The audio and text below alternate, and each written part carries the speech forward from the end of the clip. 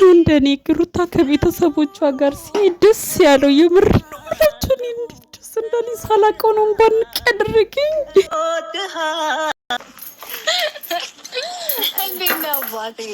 እግዚአብሔር ይመስገን ደህና ነኝ ያለው። ትንሽ ትዳር ከባድ ነው። ትዳር ትልቅ ነገር ነው። እግዚአብሔር አገናኝቷል። ይበልጥ ማንም መካሪ ምንም አያስፈልጋቸው። እነሱ ተሳስበው በልጃቸው ደስታ አብርሽ ራሱ ውጭ ወጣ ብሎ ከሆነ ልጅ ካለ ወደ ቤት እስከሚመለስ በጣም ነው የሚጓጓው። እና ልጅ ያለው አባት እናት ሰው ነው ያለው። ስለዚህ ይህ ምክር ተቀብላችሁ እኛ እንዴት እንደኖርን አታስታውሽም? ሁልጊዜ በደስታ እየሳቅን አለን። ሩታ እንግዲህ ትላንትና ለምንድን ነው እስካሁን ድረስ ወደ ቤተሰብሽ ያልሄድሽው ብለን ጮኸንባት ነበረ። ዛሬ ወደ ቤተሰቧ ጋር ሄዳለች። እውነት ለመናገር እኔ አናዳኝ ነበር። ለምን መሰላችሁ? መስቀል መች ነው የተከበረው?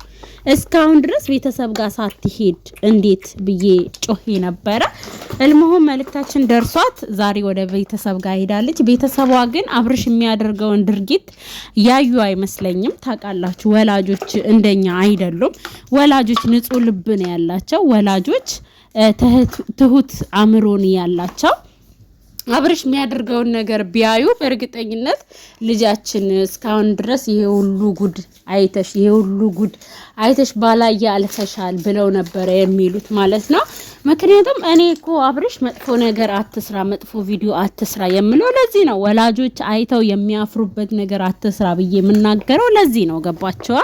እልሙሁም ተቆጥተዋታል። እሷን እንግዲህ ሁላችንም እየተቆጣን ያለው እንግዲህ ሩታን ነው። ግን አብርሽ ምን አድርጓል የሚለውን ደግሞ እያየን አይደለም። ገባችኋ? አብርሽ ሩታ ይሄን አይነት ውሳኔ እንድትወስን አብርሽ እየገፋፋት አይደለም ወይ ያለው? ትላንትና አሁን አብረን እንሁን ብሎ አላት። ዛሬ ከሄርሜላ ጋር ቲክቶክ ላይ ለቀቀው ቪዲዮ አይታችኋል። እሱ ሞዴሊስት ነው ከተለያየ ሴት ጋር የሚያውደለድለው ሞዴሊስት ራሱ ሚስቱ ካልፈቀደችለት ወይስ ተዋናይ ነው? ይሄን እኮ እኔ ሩታ ላይ ሁሉም እናትም አባትም ኦዲየንስም እህትም ወንድምም ሩታ ላይ የሚናገረው ነገር እኔ ሊገባኝ አይችልም። ገባችኋ? ለምን እኔ ብሆን ባለቤቴ ከሌላ ሴት ጋር እንደዚህ እየሆነ አይደለም ፍቺ ብዙ እንዴ። ግን ያው እሷ አካሄድ አትችልበትም። እሱን መመለስ አትችልም። እሱን እንደውም በቃ ባትመልሰው ራሱ መበቀል አትችልም። በዚህ ነው ሩታ የምታናድደኝ። ግን ውሳኔዋ ትክክል ሆኖ ሳለ ነፃነት ሰጠችው። እኔ ብሆን ነፃነት አልሰጠውም ነበር። አሸማቅቄ ሰው ሁሉ ትፍ እንዲልበት ነበር ማደርገው። ለምን እዚች ጋር እኔ ምን ሆነኝ? ሚስቱ አይደለው እንዴ? የምን ከሴት ማውደልደል ነው? እኔም ቤት ውስጥ አስቀምጦ ከሴት ጋር ሚንከባለለው አህር የነካው እንጨት ነበር ማደርገው ማለት ነው እንዴ። ትዳር ክቡር ነው። በቃ እኔ የምሰጠውን ክብር እሱ ሊሰጠኝ ፈልጋለሁ። ገባችኋ? ምክንያቱም ፍቅር መሰጣጠት ጭምር ስለሆነ ማለት ነው። ሆኖም እዚች ጋር ቤተሰብም እንትን ያው መቼስ ልጆቻቸው ማለት ልጃቸውን አይደል መቆጣት ያለባቸው። ስሜታዊ ስለሆንኩ ነው ማውራው ነገር ጠፋብኝ። ገባቸው? ልጆቻቸውን መቆጣት ስላለባቸው ልጆቻቸውን እየተናገሩ ነው። ግን የአብርሽን ቤተሰብ ደግሞ ልጃችሁን ተናገሩ፣ መልሱ ልጃችሁ። የእውነት ይሄ ትዳር እንዲፈርስ ካልፈለጋችሁ ልጃችሁን መመለስ ነው ያለባችሁ። ምክንያቱም ልጃችሁ የሚያደርገው ነገር ትክክል ስላልሆነ ማለት ነው። ገባችኋ? እና እኔ ወላጆች ጋር የሚደርስ ነገር አትስራ ብዬ ትላንትናም የተቆጣሁት የጮህኩት ለዚህ ነው። ለምን ወላጆች ያያሉ። ዛሬ የሩታ ቤተሰብ ባያይ ነገ በሆነ እህት ወይም ወንድም አምጥቶ ይሄው አማች የሚያደርገው ነገር ተብሎ ይታያል። ልጆችም ያዩታል። ይሄ ልጅ አድጎ ቪዲዮ ተቀማጭ ነው ያያል። ምንድነው የሚሰማው? ገባችኋ? ስለዚህ መጥፎ ነገር አትስሩ ምለው ለዚህ ነው። ገባችኋ? እልሙሁም የሩታ ቤተሰብ አማቻችንስ ምን አጥፍቷል የሚለውን ዘወር ብላችሁ ብታዩ ጥሩ ነው ብዬ ነው ማስበው። በተረፈ ልጃችሁ ብዙ ምክር ያስፈልጋታል። ምከሯት። ለራሷ አታውቅም እንደተናገረችው ኢቭን በቻናሏ ዙሪያ ራሱ ሰው ቤት ነው እንጂ የምትዞረው የራሷ ቤት ከመጣች 10 ምናምን ቀን አልፏታል። ለምንድን ነው ሰው ቤት የምትገኘው? በቃ የነሱ ጉዳይ ህግ ይዞት የለ ቤቷን ታሳድግ፣ ቤቷ ላይ ትስራ ሀላስ።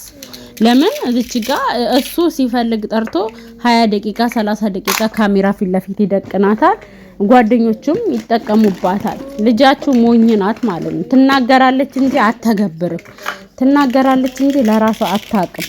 ስለዚህ ካሁን በኋላ እናንተ መክራችሁ የእህቷንም ቻናል አሳድጋ የራሷንም ቻናል አሳድጋ ማለት ነው ጥሩ ደረጃ እንደምትደርስ እተማመናለሁ።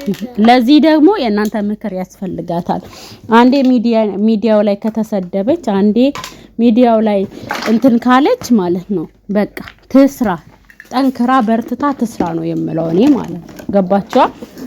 እና የሩታ ቤተሰቦች እንወዳችኋለን። ስለሰጣችሁን ምክር እናመሰግናለን። 1000 ዓመት ኑሩ። በጣም ነው የምንወዳችሁ። እንዴት እንደምታምሩ ደግሞ አብራችሁ ስትበሉ ስትጠጡ እንዴት እንደምታምሩ ልነግራችሁ አልችልም። ወላጅ ልቡ ንጹህ ነው። የአሁን ጊዜ ትውልዶች ልባችን ቆሽሿል። የምሬን ነው የምላችሁ። ልባችን ቆሽሿል። ትቢት ብሎናል።